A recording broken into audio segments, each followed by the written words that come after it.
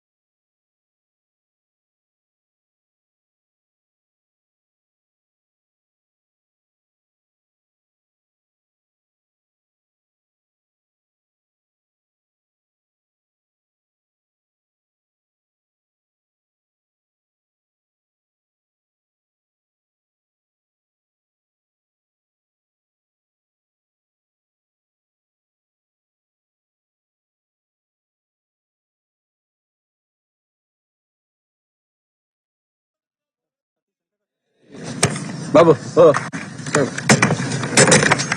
పక్కన మీరు ఎందుకు వాళ్ళకి గౌరవనీయులు ప్రతిపక్ష నాయకులు శ్రీ బసవరాజు గారి యొక్క సందేశం.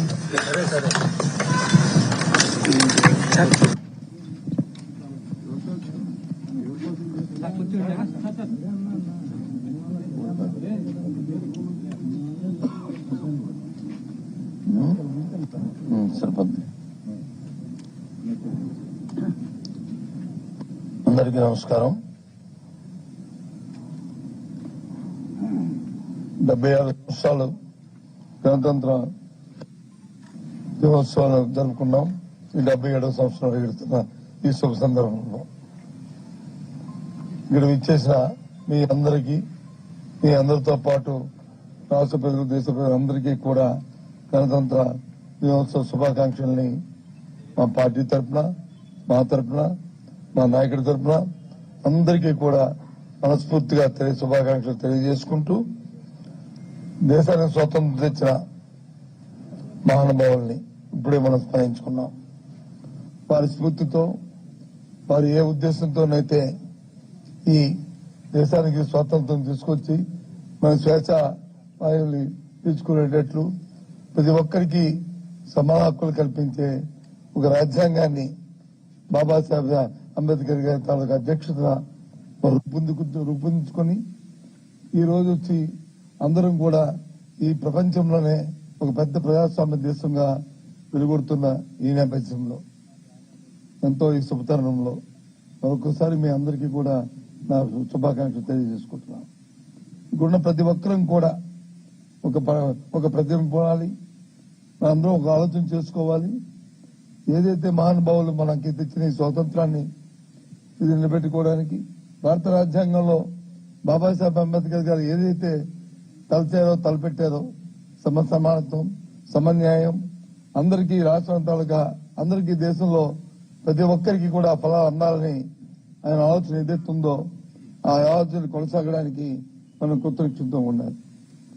దురదృష్టవశాత్తు ఇవాళ వస్తున్న మరి ప్రభుత్వాలు ఆ స్ఫూర్తిని వారు విడనాడి వ్యక్తిగత మరి కాంక్షతో, వ్యక్తిగతమైన ఆలోచనతో, స్వార్థంతో, అవినీతితో ఇవాళ పరిపాలన చేస్తున్న ఈ నేపథ్యంలో దురదృష్టవశాత్తు మన రాష్ట్రంలో అయితే ఇంకా మితిమీరుతున్న ఈ కార్యక్రమాల్ని మరి ఎండగట్టి వాటిని కాకుండా మా ఉద్యమ స్ఫూర్తితో పెద్దల తాలూకు ఏదైతే ఆలోచన ఉందో ఈ స్వాతంత్ర ఫలాల్ని మరి అందరికీ సమానంగా అందాలని నిశ్చయం ఏదవుతుందో దానికి ప్రతి ఒక్క మరి వైఎస్ఆర్సీపీ కార్యకర్త నవం కట్టాలని మరి మీ అందరికీ కూడా పిలిపిస్తూ ఇప్పుడే మనం స్మరించుకున్న పెద్దలతో పాటు మన స్వర్గీయ రాజశేఖర రెడ్డి గారిని ఇప్పుడే మనం స్మరించుకున్నాం.